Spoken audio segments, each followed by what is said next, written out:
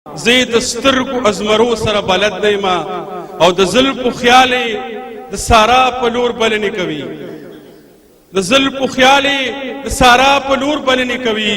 زه د خاموش او اوږدو شپو سره بلد نه یم.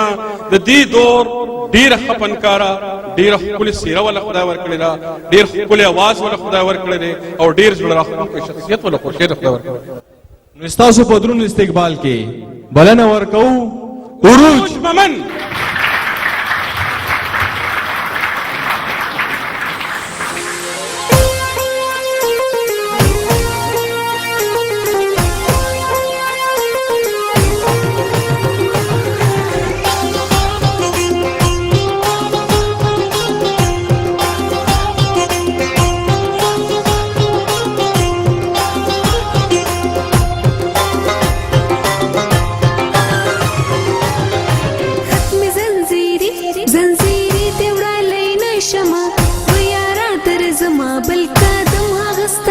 شما